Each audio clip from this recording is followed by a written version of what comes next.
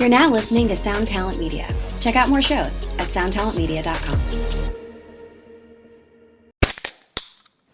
Hey, what's up, everyone? I'm Matt McGackie, the vocalist of Cryptopsy and the host of the Vox and Hops Metal Podcast, where I sit down with fellow metal musicians. We talk all about their lives and music while sharing killer craft beers. If you've ever wanted to sneak backstage and share a beer with one of your favorite musicians, well, Vox and Hops is the podcast for you. This week on the podcast, I dropped a killer episode with Kelly Schaefer of Atheist. There is this episode and over 440 other ones to help you enjoy life, metal, and craft beer. So what are you waiting for? It's time to become a Vox and Hops head. Cheers! What is up, everybody? Thank you very much for tuning in this week. You know I appreciate you giving me your time, and I think you're really going to enjoy this episode. My friend Emily Wolfe is back on the show, and we just had a fantastic time. I've got just a few things to get into before we get started. They're pretty cool, so we'll bust through those and get to the episode. First of all, I did something pretty fun that just got released yesterday. There is a lady on YouTube named Emily Hopkins, and she makes really cool music and pedal demos where she uses a harp. And she does a thing where she will release a harp track and has people mess with it, chop it up, do whatever they want to create a unique piece of music with it. Well, I decided to throw my hat in the ring, and I made a little something for her latest video. That dropped yesterday. You can search Emily Harpist on YouTube, or you can check the link in the show notes, and it'll take you right to that video where you can check it out. My part is about 21 minutes and 30 seconds into it, but seriously, go listen to the whole thing. People did an incredible job, honestly. It's really cool hearing everyone's different interpretations of the same piece. They're all different, and, you know, I'm happy to be included amongst a bunch of way more talented people than myself. So check that out. It's pretty cool. Speaking of YouTube, hit a little milestone this weekend. Finally cracked that 1,000 subscriber number with the help of a bunch of the Tone Mob Facebook group members and some of the Instagram folks as well.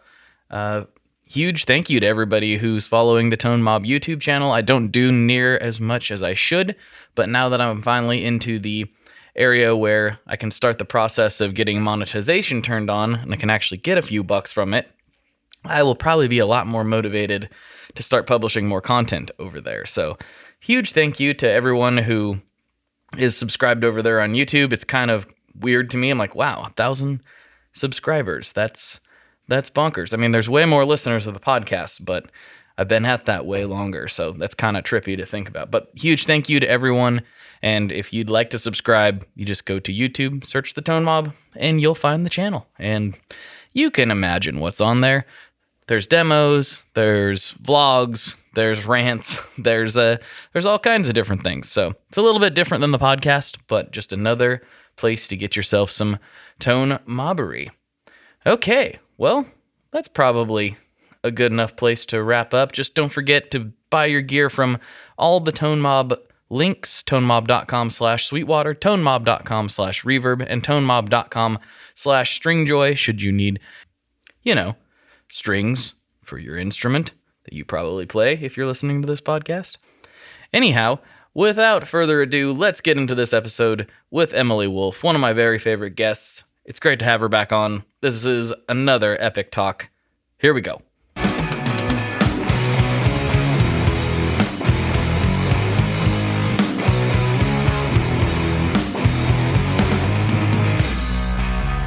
Hello, everyone. Welcome back to another episode of the Tone Mob Podcast, the show about guitar stuff, occasionally, sometimes. I'm your host, Blake Weiland, and with me today I have returning Emily Wolfe, one of my very favorite people. How's it going? It's going great, and I'm really excited that I'm your favorite. I always point people to our last episode. Like, people are like, which episode should I start with? I'm like, this is a really good one. Because it's a really good, it's long, because I ended up putting out that Patreon section publicly. But it's like, it kind of covers the whole thing of like, non-serious fuzz pedal talk to like very serious conversation And so Yeah. it shows a nice range of subjects on the old podcast. So, and it was just a good episode. I thought it was a lot of fun. It was fun. I always have fun talking to you. Yeah, we should do it more often. We don't Yeah. need to have such big gaps. It's terrible. It's terrible. It is terrible. But we talked about it a little bit. Well, full transparency to the audience. We had some technical difficulties before we finally figured out how to make this happen. And, basically the internet was conspiring against us, but we persevered and we shall prevail as always. But Yep. beforehand, we were talking about like all the crazy stuff that's been happening, all the things that have been going on, and specifically why she came back on, what spurred this on was her guitar finally came out. And I know people have a lot of questions about that thing. So, you mentioned, off the air about how Epiphone and Gibson are kind of making a more concerted effort with emerging artists and things like that. Can you talk about that a little bit? Yeah, totally. So I think it's really interesting that they're taking this approach because it's not only beneficial for an emerging artist to get a signature guitar, but it's beneficial for them as well because it's like, oh, you're discovering new talent and sharing new talent with people, and that's kind of where they're going. I know I don't have a massive following yet. I hope to have a massive following one day, because I love playing music and I love playing live and just everything about it. But it is interesting that, I really thought that a signature guitar for me would come way, way down the line in my career. Like when I was totally done touring and when I was like 50, 60, just, gardening and baking and stuff. And so, I mean, it's really amazing, and it still hasn't sunk in that I have a guitar on the market that's designed by me. And I am really grateful and so happy about it. So, Did you have any? Well, obviously you did, but what were some of your inspirations behind some of the features and the things you included on this thing? So this signature guitar, it's called the Sheridan Stealth. So it's a take on my original Sheridan Pro 2 that I got about 10 years ago. And I've taken it on the road, and it is so beat up. It looks like it's been around the block. But so I got it like 10 years ago, and it's like all I ever played. And so this guitar that I just put out with Epiphone is based on that. But I took some unique features from other models. For instance, it's got diamond F holes, just like the Grohl and the Trini Lopez models. And there's not an Epiphone out there with diamond F holes. Traditionally, in the past, diamond F holes have been a thing that's like, oh, do you have $5,000 to drop? Well, but I mean, this guitar is $799, and it makes that design accessible to Epiphone players, and so I'm stoked about that. There's like a satin kind of matte black finish, which I've always loved matte black stuff. But the cool finish, the cool thing about the finish is it's thinner, so it allows the guitar to resonate really well, and it has this really incredible sustain.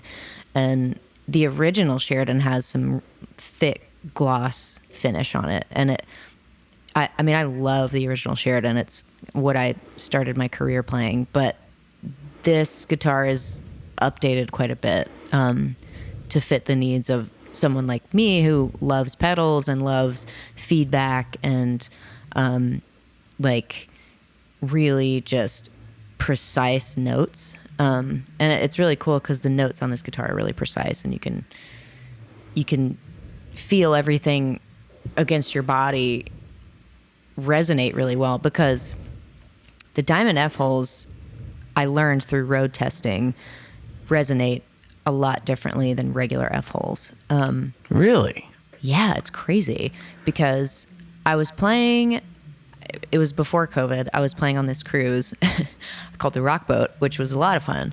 But I got my first prototype of the Stealth and I was playing it on the ship, and it was, at first I was like, put some high output pickups, man. Like, let's go. Let's make it aggressive.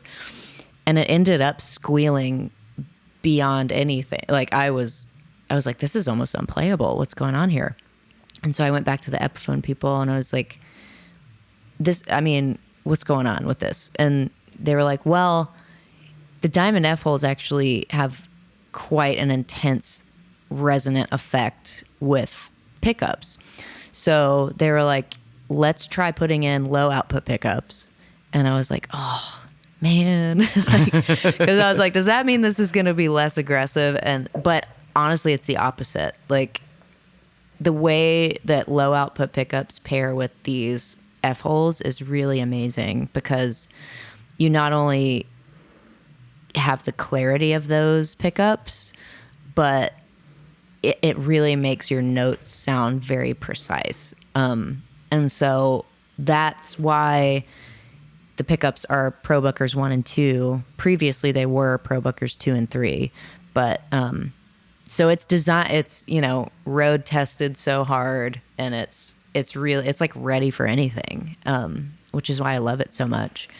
And then on the back, there's a bunch of different other features. So on my original Sheridan, there's 4 knobs, traditional 335, 2 volumes, 2 tones. But I honestly never ever use that 4th knob that's at the bottom. And so I was like, what if we just take it off? So it's a 3-way toggle switch, and it's got a master tone knob for both pickups. And I did have some hesitation about that, because I was thinking, well, will this take away tonal possibilities? But it doesn't, because the master tone knob is really flexible. Like, the EQ is really, really flexible and wide open, and you can get anything from like, a really clean jazz tone to a Queens of the Stone Age, like mid-range honk. And so that's what I love about it. And then there's lightning bolt inlays, which hasn't been done before either. And then on the back, there's like a Wolfe emblem to kind of put my stamp on the guitar. And I wanted it on the back because, like, I've played signature instruments before, and I'm like, wow, this is cool to be playing somebody else's guitar, but it doesn't feel like mine. So I wanted to put like a subtle thing on the back that would, make people know, like, okay, this is a signature guitar, but I also wanted it to feel like whoever buys it, like, I want it to feel like theirs. And I just, that's really what I wanted to get out of this guitar, is just to share how amazing the Sheridan is with other people. So yeah, that's pretty much it. Those are the most unique features, I think. The headstock as well is way smaller. It's more of a regular traditional 335 Kalamazoo headstock, whereas the Sheridan's headstock is massive compared to it. Right. Which makes that really top heavy, but yeah, this guitar isn't top heavy at all. So, yeah. I don't know if you just heard that tree fall outside of my shed, but somebody just chopped down a tree, and I felt a huge thump, and I was a little bit concerned for a moment, and I realized what it was. So it's all good. Oh my God. What a bizarre thing to just happen. Like, right?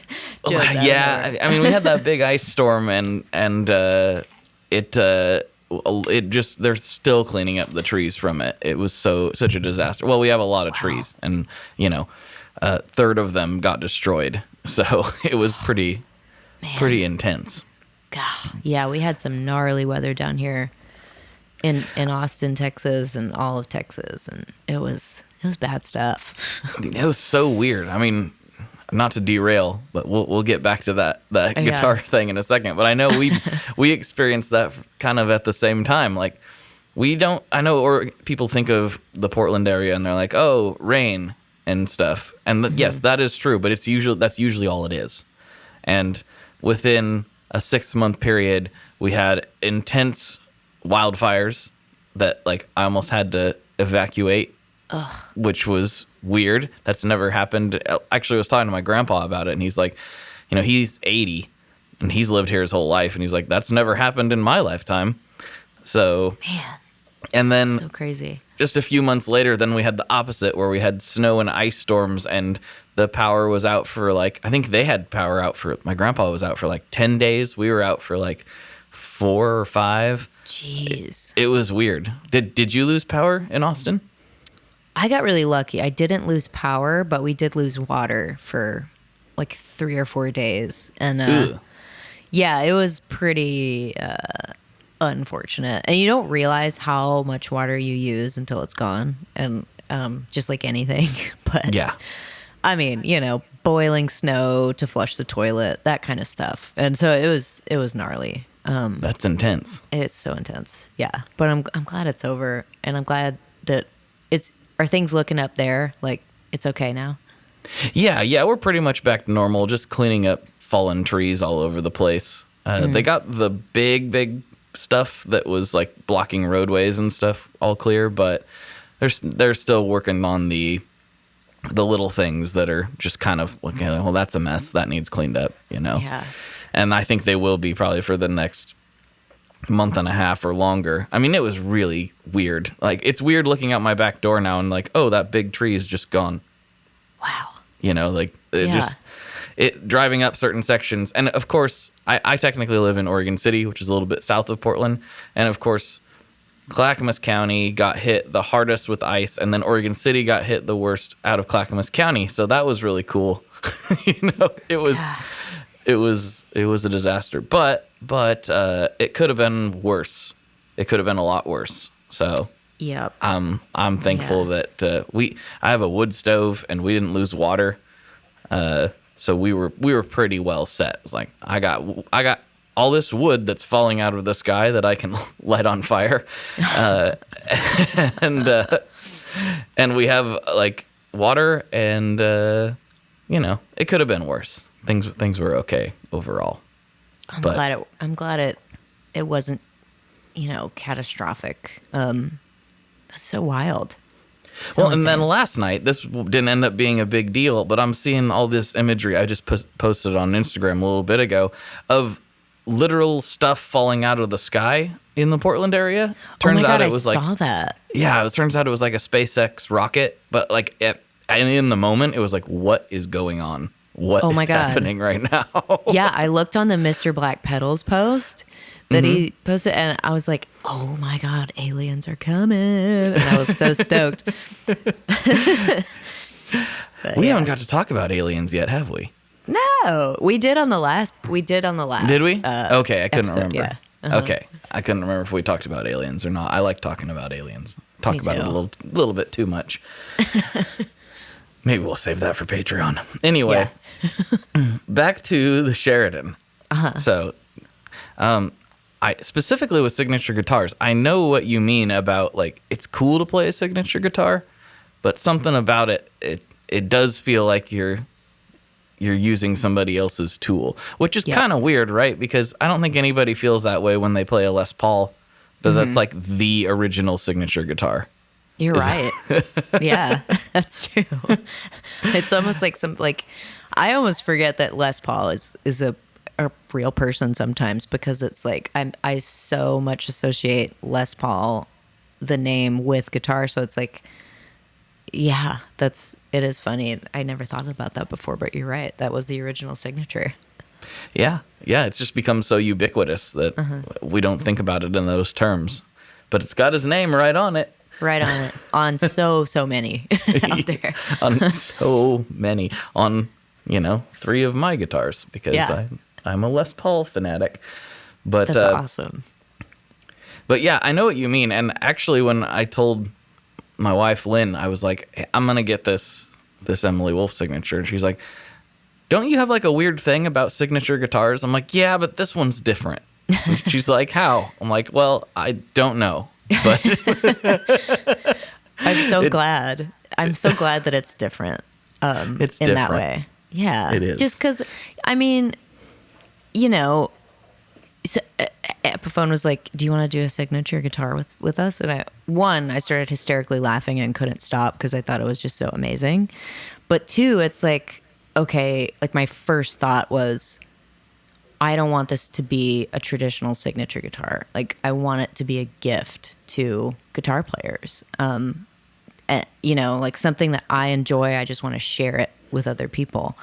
And I feel like in the past, Sheridans have been slightly overlooked, but they're really incredible guitars, especially for the price. So I'm really glad that you see it as different than a regular signature, because I know exactly what you're talking about. One of my other favorite artists is Ben Nichols from Lucero, and he's always played a Sheridan. So I've kind of always wanted one just based on that. I know it's kind of silly just to want things because other people play them, but I guess that is sort of how it works for everyone on some level. Totally. And so I was like, this is perfect. I don't have a guitar like this, in this configuration. I don't have, because I generally, with the exception of my two, my Les Paul Special and my Les Paul Custom, and they are very different as far as Les Pauls go, but I try not to get like the same guitar, if it makes any sense. Like, right. All of my guitars are radically different for the most part, and this one is radically different from anything that I have. So it feels a nice hole. That's which is great. Cool. Yeah, that's great. I'm so excited. Have you had anybody else approach you with, signature XYZ product since this came out? I haven't, but God, I'm telling you, if I got to make a signature pedal with somebody, I could die happy. Because it's like, I love pedals just as much as I love guitars. And I just, I feel like I've tried so many of them. So yeah, I mean, not yet, but I'm hoping so. Be great. Well, I tell you, you're talking to the right guy. So we can make the signature pedal happen for sure. We'll talk about that off the air. Yeah. Oh my God. This is not going to be an issue at all. Holy frick. I can't wait. Yeah, we'll get the ball rolling on that. No sweat. No sweat at all. Oh my God, that's so exciting. Yeah, we won't give away too much. I'd like to ask you, like, what would you make? But, since, we're going to do this for real. So you heard it here first, folks. Dang. We'll do it. That is so cool. We'll get it figured out. Wow. That's probably a good random segue into a few Facebook group questions. While we were trying to get connected, I remembered, I forgot to ask the Facebook group if they have questions for you. And they're starting to roll in here. So how exciting. Yeah, here we go. Let's see. Oh, yeah, this is an interesting one. Evan Hall, he wants one of your guitars. So first of all, that's what he's saying. Can you send me one of these? No, but seriously, the Diamond F-holes, was that more a Trini Lopez inspiration or a Dave Grohl inspiration? Trini Lopez, for sure. Okay.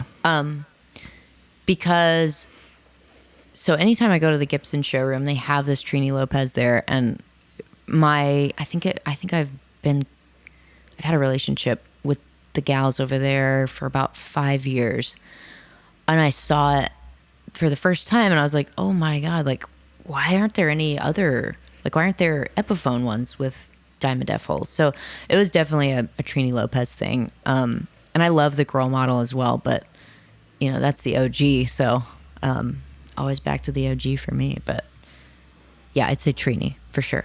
Sweet.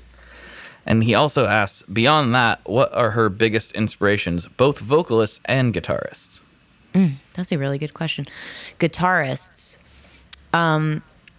there's so many different layers. As far as tone, I'm a huge Thin Lizzy fan.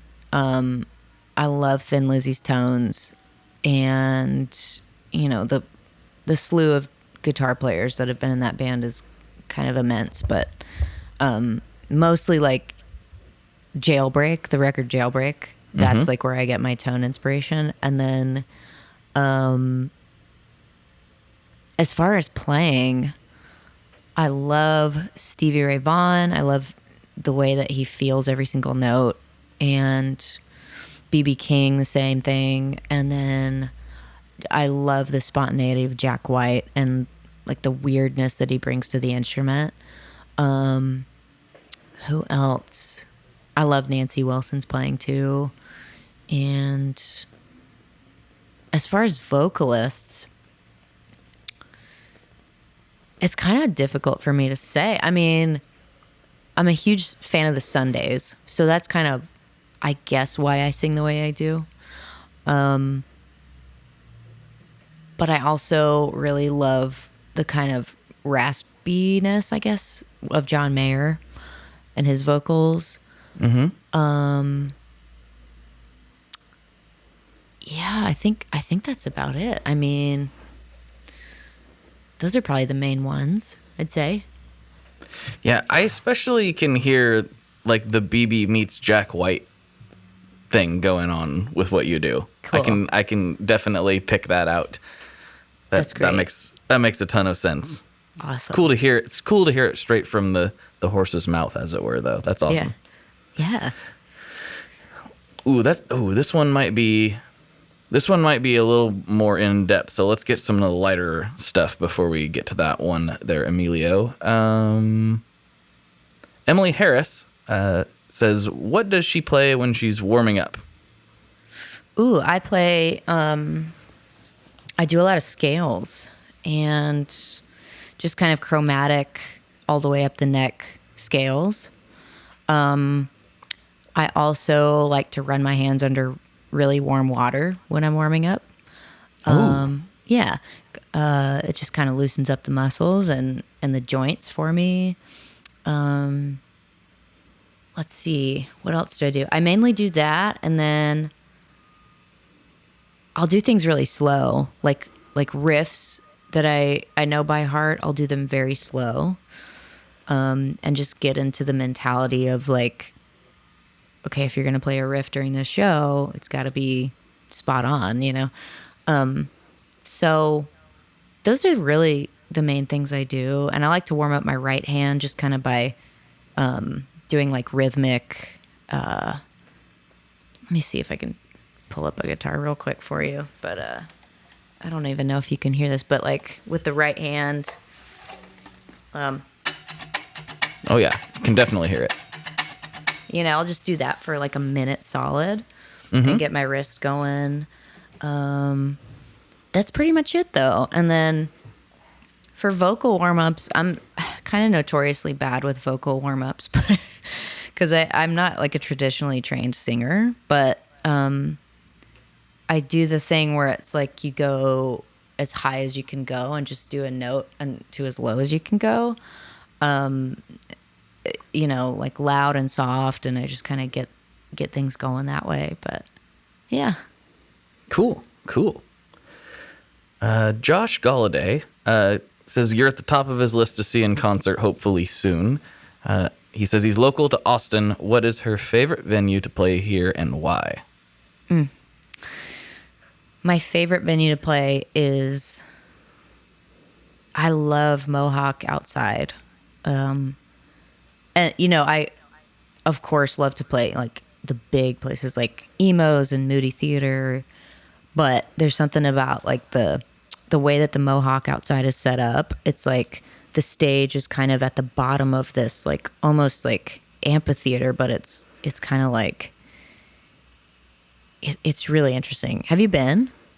No, I've never been to Austin. It's very high on my list. Well, when things open back up, which I'm sure South by next year is going to be insane, but yeah, you should check out the Mohawk outside because it's great. It always sounds really good. The stage is like covered by this like really cool, like kind of, I guess, resonant kind of tent or something. But yeah, you can just look up from the stage and see all these people staring down at you, and it's just such a cool vibe. So that's my favorite place to play. Another one of my favorites is Stubbs indoors. Oh, yeah. Yeah, Stubbs indoors. That's like my main stomping ground, I'd say. Because I play like pretty much my first real big show there, and then over the years I just started to kind of sell it out. But that's one of my favorites too.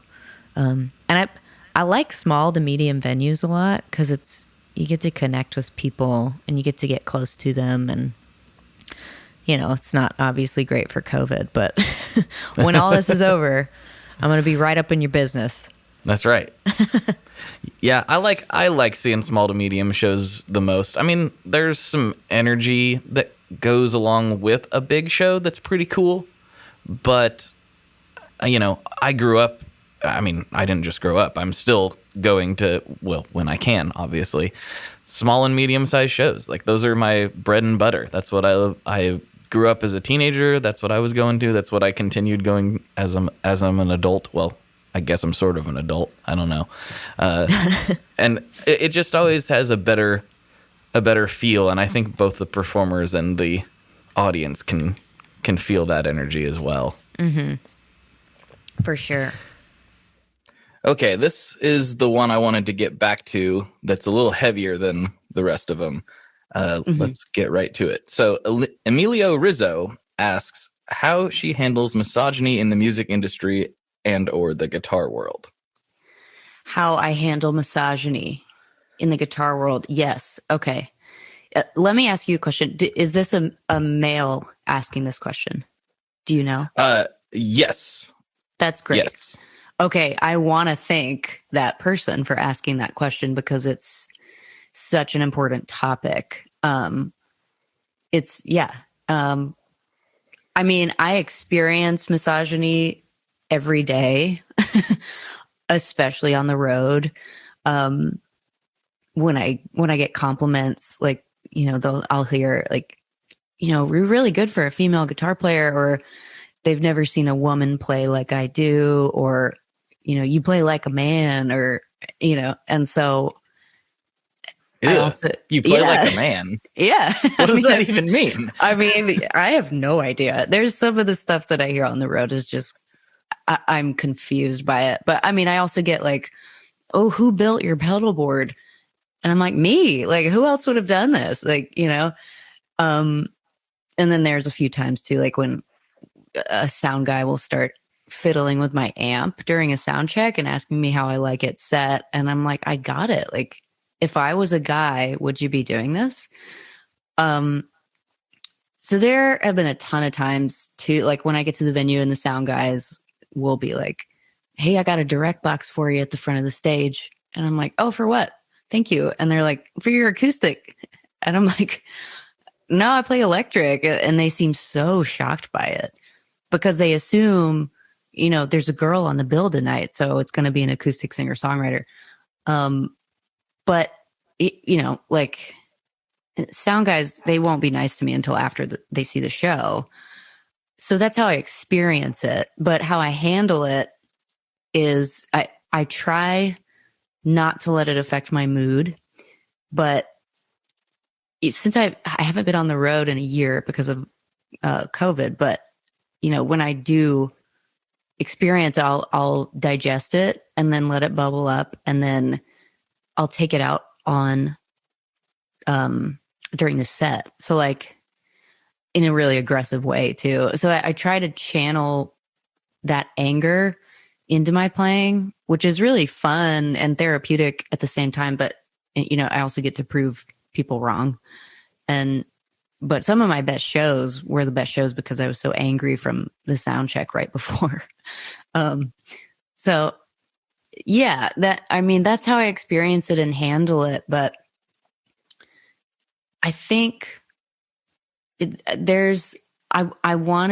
feel like this is an important thing to say, especially on a gear podcast. And it's so great that you are addressing this because it's just such an important subject. And like, there's this whole idea out there that being a woman means you're somehow born with some kind of handicap, simply because you're not a man, I'm like, good for a girl. Like I'm not handicapped. Like why is being a woman considered some kind of handicap? Is it because my bones are smaller than a man's? Like, is it because my voice is softer than a man's? But people seem to judge each other based on the body that they were born into. And do we really want to judge people based on that? Like, there's so much more to a human being than that. And for the longest time, like, women have been tremendously underrepresented in the gear world and in the music industry in general. And like, when we stand up and say we want to be seen, like, why wouldn't someone listen to that? Like, why wouldn't you listen to that? You know, like, what's going on there is, it's kind of like, if I only ever listen to my own music, like, what am I learning musically? I have to study what other people have done to open my mind up creatively. And it's like, it's just like, you know, men in the music industry, if you surround yourself with people exactly like you all the time, what are you going to learn and grow from? So that's what I want to say about that. I think, I mean, it is such an important topic, and I wanted to make sure that that my answer was really well thought out. I think collectively we have to set the bar higher, you know, for men, and call out when those moments happen in the moment, to show them that it's not okay to say those things. And so over the years, like, I've tried to hold myself accountable to stepping up and saying when something is offensive and trying my best to have a conversation around it, versus just letting it slide and making it seem like it's something that I have to cope with. My goal is to be a part of the progress of equality, and especially in the gear world. Like, women, you know, I mean, some of my favorite prominent YouTubers who do gear reviews and tips and things, like, I never see them feature women, and I wonder why. So I'm really glad that this was a question that I could answer, because I think it's just that it's important for women to be seen in the gear world. And misogyny, I mean, it happens all the time, and it's a pattern that, you know, I want to be a part of breaking that pattern by calling it out. So yeah, I mean, that's my spiel. Sorry, I think that was like 10 minutes. No, it's only 6 minutes and 27 seconds. So you're good. There's plenty more. I mean, we could literally fill the rest of this podcast episode up with it. Yeah. You know, I have talked about this a few times in various ways and forms with different people on the podcast. But one thing I've told you, and I've told some others, and the listeners know, it's like 3 of my favorite guitar players that are currently like performing and, you know, creating right now are yourself, Yvette Young, and Celise Henderson. And it has nothing to do with the fact that you guys are women. Like, it just, you guys are just making rad things. And I wonder if prior to, you know, current times, if I would have even gotten the chance to hear it, right? You know? Yeah. And that's what is so upsetting, is there's nothing inherently masculine about creating music. Totally. You know, it's not like, you know, it's not like, I don't know what, like, typical, like a lumberjack or something. It's not like that. You know, there's nothing. I mean, I saw somebody post something not too long ago. They're like, yo, dudes, stop acting like you're hard because you make music. You're literally making poetry with notes. Like, totally. And I think I mentioned this before, but it's like men in the 80s were like so aggro and like macho, like hair metal dudes, but they were also dressing like women. So it's like, it's such a weird like contrast there. Like, okay, so you want to look like a woman, but you're also kind of demeaning women in your music. I don't, you know, it's like, what's going on there? So that was has to be the most confusing time in music history, because I remember being confused about it when I was young. I obviously didn't grow up with hair metal. I'm a little bit young for that, but I found it later. And while I liked a lot of it and still do, that I remember being really confused as like this, you know, suburban dude. I'm like, wait, these are like tough guys? Yeah. I'm like, but if I Well, they're came to wearing school makeup. dressed like this, I think I might get hassled a little bit. Like, Yeah. It's confusing. Yeah. I mean, I love hair metal and I love like Kiss and Van Halen and I love all that stuff. Yeah, it's interesting. It's like crazy. It's like the lines kind of keep moving and when people cross it is kind of unpredictable and but ultimately I think setting the bar higher is what we need to do.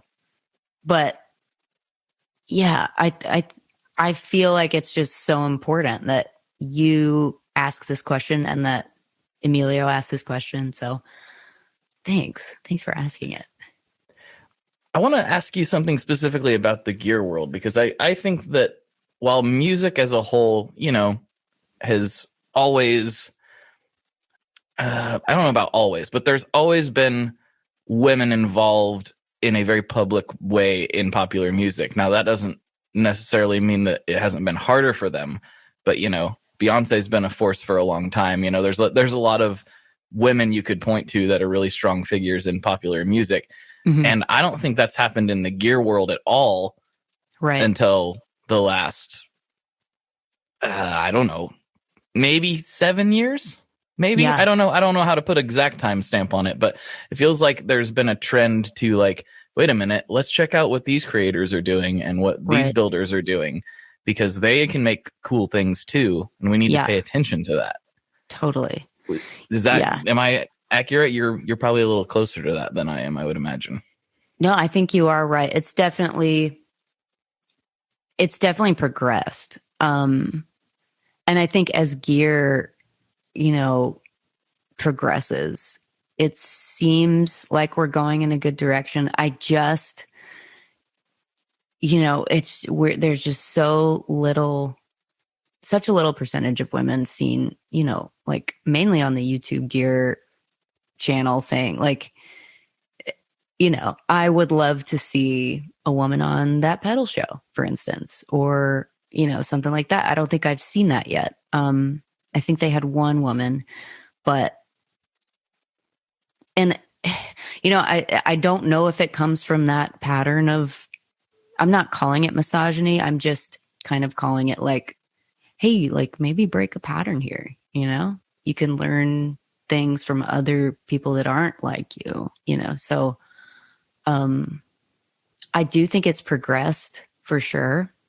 Like you see Sylvia Massey, she's an incredible engineer, and Frantone with Frantone pedals. Like, I think if I'm not mistaken, Mojo Hand Effects is run by women, I think.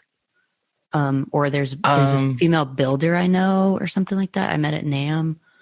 I know John Cusack owns it, but I'm not sure who's like running the day to day. But there's definitely women that work there in a very forefront way. Yeah, that's awesome. I mean, yeah, even with like Gibson, like the women that run the artist relations, they're spinning those wheels like I've never seen in my life. They're incredible. They hold up the company in such an incredible way. So I think it needs to happen more. I think we do need to see more women on the gear front, but I also am proud that it's progressed a little bit. So yeah. I just think it's an opportunity to get exposed to cooler things. Totally. Like, or maybe not even cooler is the right word, but like new things, like different things. And just because we're allowing more people, no, I shouldn't even put it that way. That like the public is like accepting of more people to come into the fold, so to speak, that doesn't like take away from the people that are already there. Definitely. There's plenty of meat on the bone for everybody to have some attention in the space. And it doesn't, it also kind of forces, people to put out their best work. Yeah, like, it can, when you get more talent in the pool, whether you're talking about gear or in just general rock and roll music, like it kind of forces everybody to level up. Because if all of a sudden you're used to putting out, I don't know, 13 Oasis covers a year and that works for you, you know, like Yeah. all of a sudden, maybe that's not going to work for you anymore because here comes Emily and she's going to eat your lunch if you're not careful, you know? Better watch out. So- I mean, I love lunch, you know, so. I'm a big fan of lunch. I can't wait to get some here in a little bit. One thing the listeners know about me is I'm a big fan of lunch. Huge fan of lunch. Oh man. But yeah, it is cool. And I mean, not to like talk about it too much, but I did get a sneak peek at the Pedal movie. And I didn't see it yet. it's not out yet, is it? It's not Okay. out yet. Yeah. I'm probably Yeah. not even supposed to talk about it that much. But I'll say that I did get a sneak peek at it, and you're probably gonna like it in light of this conversation. Let's just put it that way. Wow, that's exciting. Without saying too much publicly, because I think I might have already said too much. Because they were That's like, don't great. say anything. But, you know, here I am. It's a won't fun tell. time, everybody. Look forward to April 30th when it releases. Everybody will have a good time. That's so exciting. Let's see if we have a few more questions that popped in while we were on this diatribe. What's going on here? Okay, yeah. Sonia Leaf, big supporter of the podcast and awesome lady all around. She says, what's the favorite piece of gear that she no longer has? That's a really good question. I had a JHS color box that I sold, and I wish I had never sold it.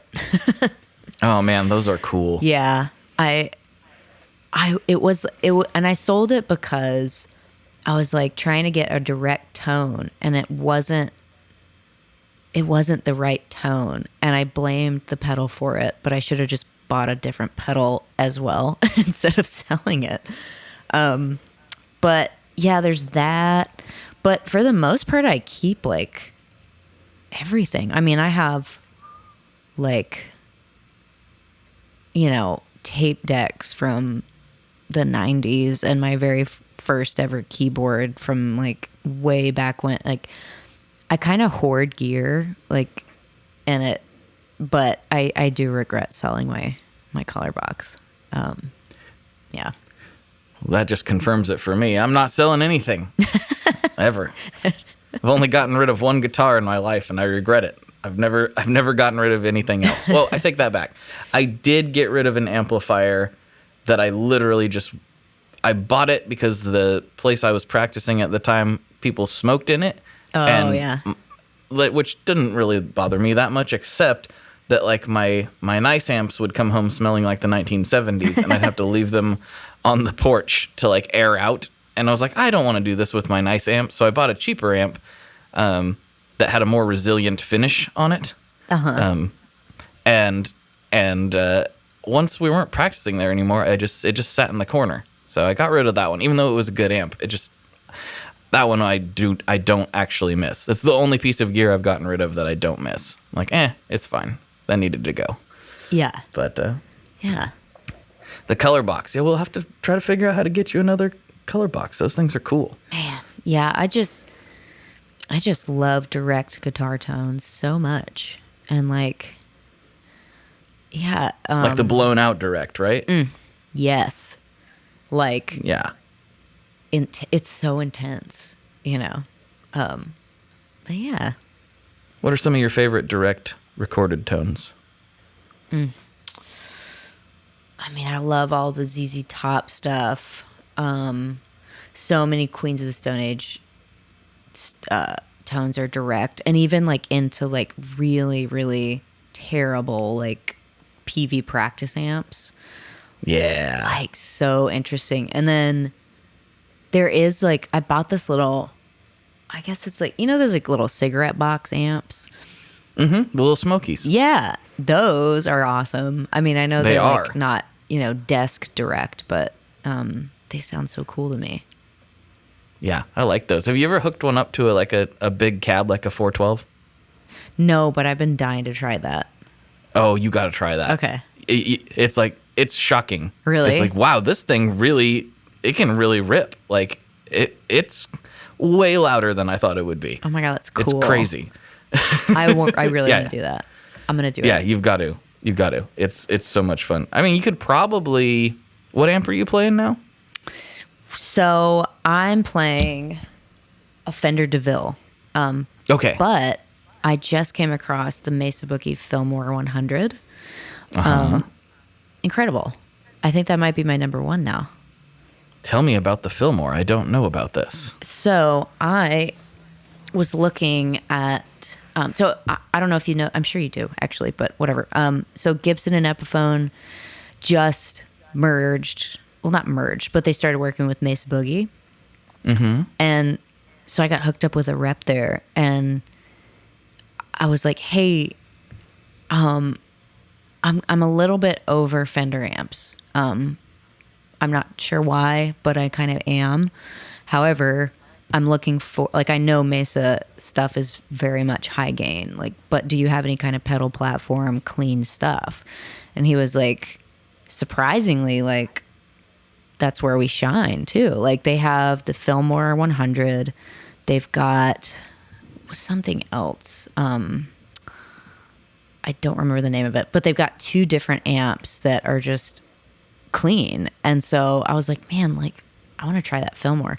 And it sounds so good. It's crazy. It's got so much body, and the high end just, it's not harsh at all. Like, a lot of times when I plug into my DeVille, I'll have to roll the treble just so far off. And, like, you know, if I plug into a twin, I'm like, oh my God, I can't. Like, anytime that there's a twin on a backline, I'm like, all right, I'm gonna have to bring my own amp. I just can't do it because it's so.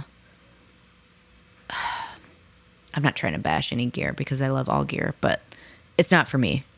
And so, yeah, the Fillmore 100, it's a 112, and then I'm gonna get a 212 cab as well with it. Nice. So I might. I think I'm gonna try. I've been running stereo amps, so I'm gonna try doing the Fillmore 100 and then my DeVille as well, and see where that gets me. But stereo is the best. It's the best.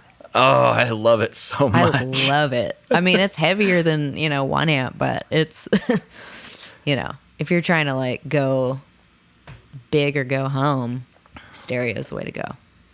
For sure. Yeah. This record I just finished, I ran 2 amps pretty much the whole time. One was my Benson Vincent, and the other was a 65 Ampeg J12.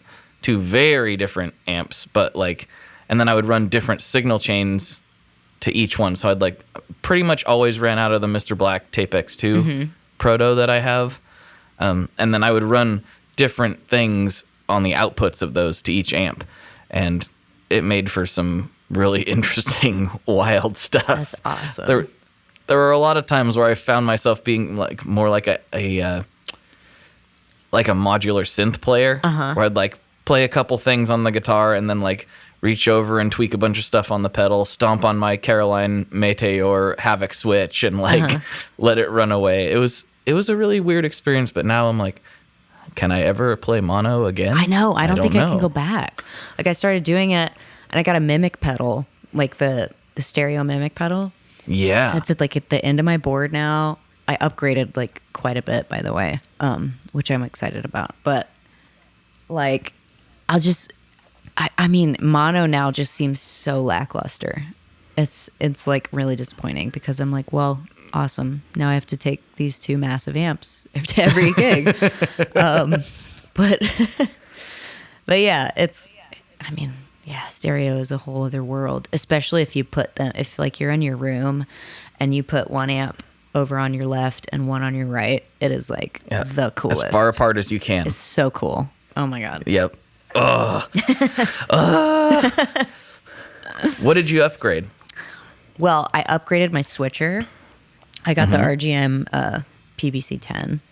And oh, nice. Yeah, I mean, I'll tell you, the learning curve on that is really intense, but it's a total game changer. Like, you can program all of your presets based on the songs, and you can put in all of your songs and set lists and just push a button through your set list, and you have all your settings right there, and it's really great. I love it. That sounds like a lot of fun. I still don't have a pedal board. I mean, I have some really nice pedal boards, and I can't commit to like having anything set up. Really? Like I've done it. I've threatened to, and everyone makes fun of me for it. Like I've tried and tried to get like a legit board set up, and I just every time I get one all laid out, and I'm like, this is gonna be the one, and then like something will come up where I'm like, oh, I need to take this off for this, and I need to move this here, and then move that. Yeah. It's because I'm not gigging.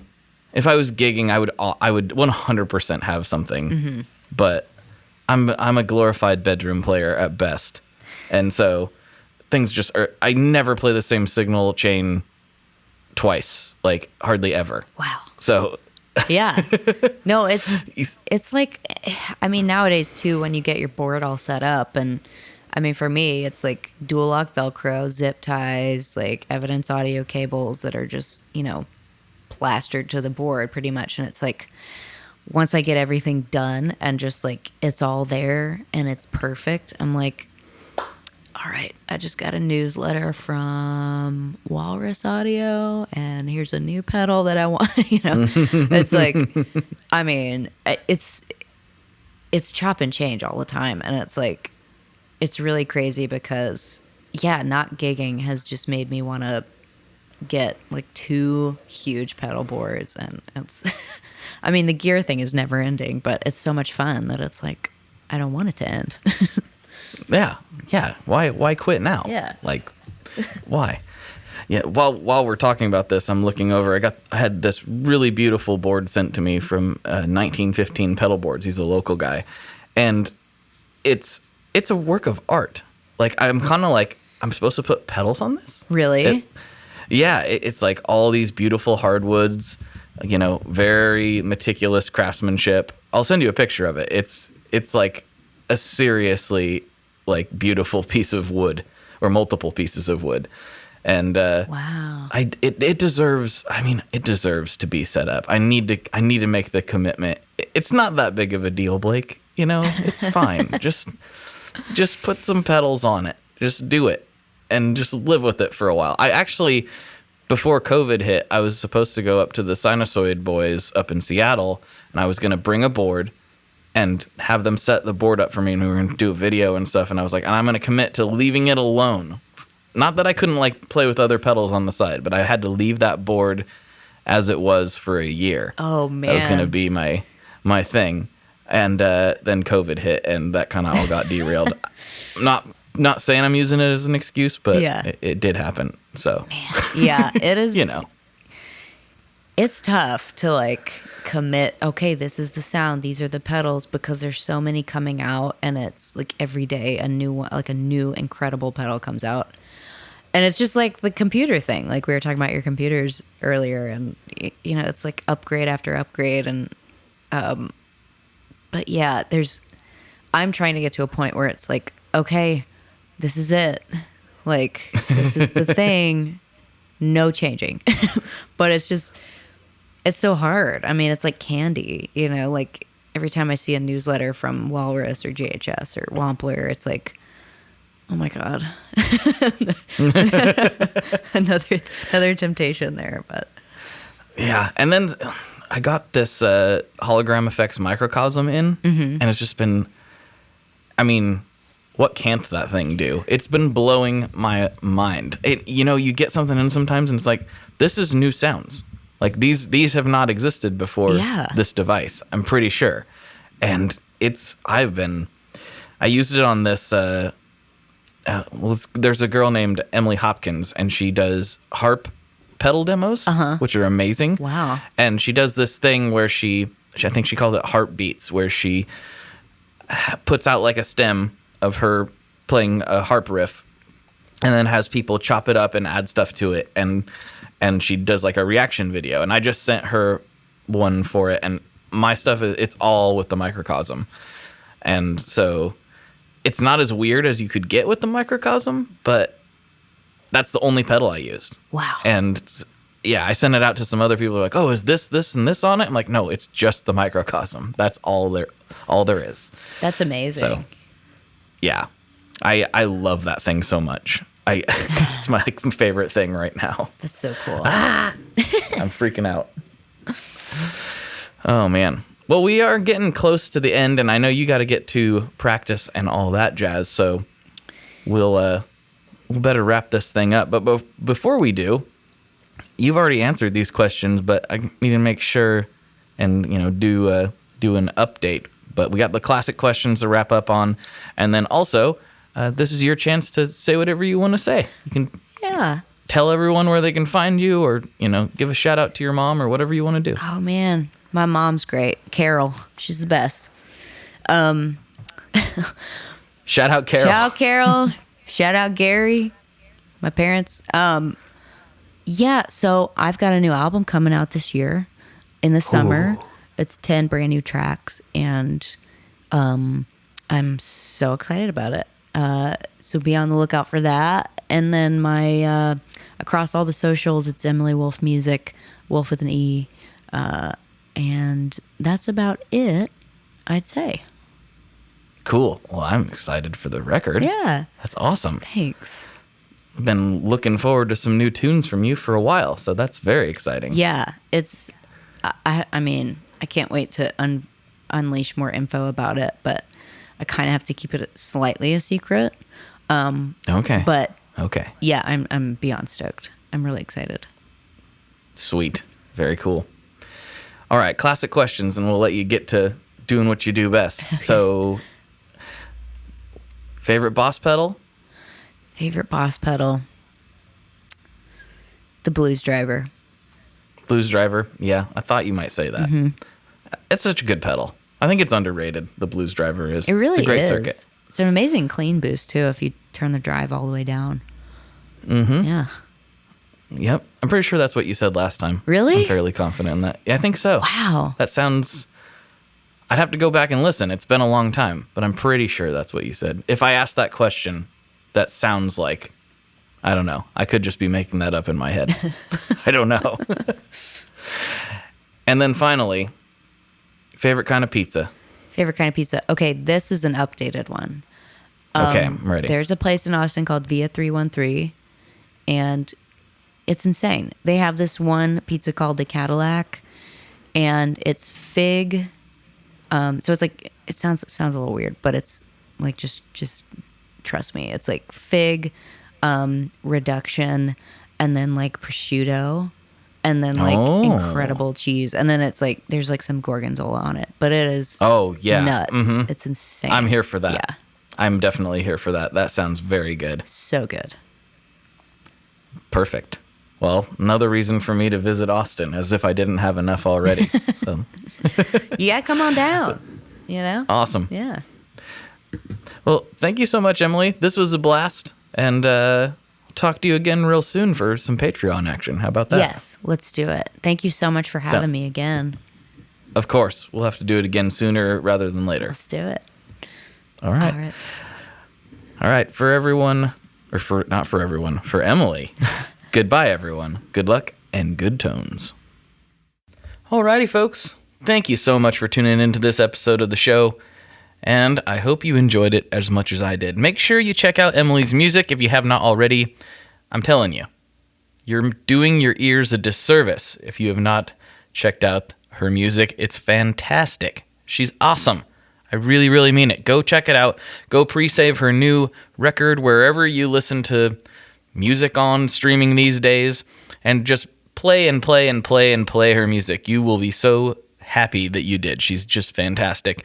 And what else do I have? Well, I have more conversation with Emily.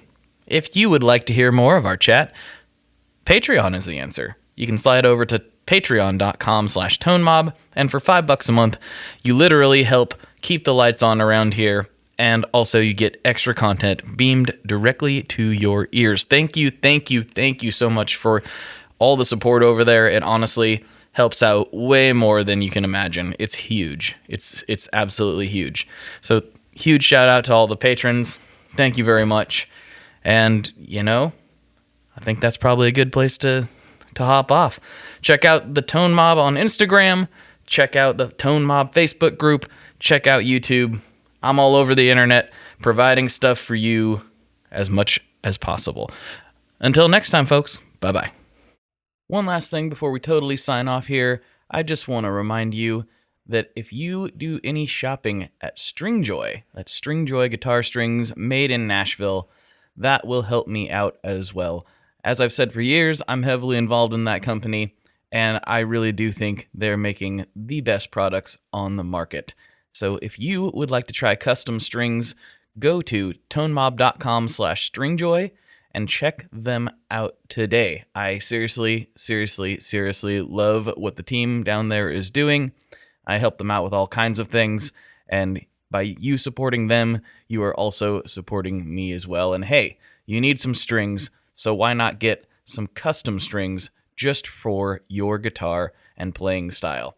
Again, the link for that is tonemob.com/stringjoy, and that will take you right to their website, and you can do all your shopping through there, and that will help everyone involved out. So thank you very much.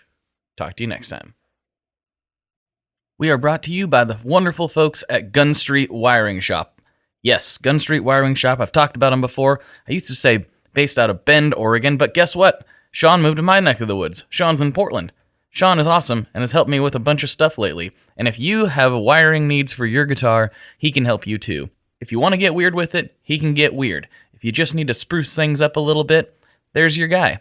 He takes all the guesswork out of doing your guitar wiring, and he makes it simple, and his customer service is top-notch, and I can't say enough good things about Gun Street as a company. I really respect Sean and what he's all about, and the product is top-notch. I've got 3 different guitars that now have Gun Street harnesses in them, and I could not be happier. So go to gunstreetwiringshop.com and check them out.